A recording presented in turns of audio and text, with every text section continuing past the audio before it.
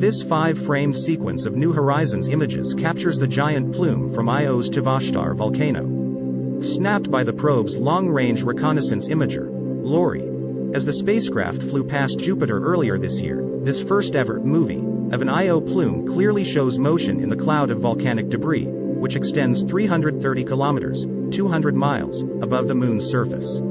Only the upper part of the plume is visible from this vantage point. The plume's source is 130 kilometers, 80 miles, below the edge of Io's disk, on the far side of the Moon. The appearance and motion of the plume is remarkably similar to an ornamental fountain on Earth, replicated on a gigantic scale.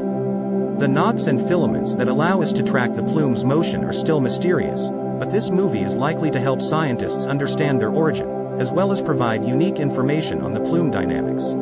Io's hyperactive nature is emphasized by the fact that 2 other volcanic plumes are also visible off the edge of Io's disk. Masubi at the 7 o'clock position, and a very faint plume, possibly from the volcano Zal, at the 10 o'clock position. Jupiter illuminates the night side of Io, and the most prominent feature visible on the disk is the dark horseshoe shape of the volcano Loki, likely an enormous lava lake.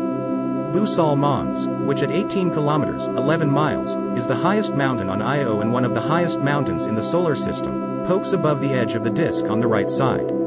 The 5 images were obtained over an 8-minute span, with 2 minutes between frames, from 2350 to 2358 Universal Time on March 1, 2007. Io was 3.8 million kilometers, 2.4 million miles, from New Horizons.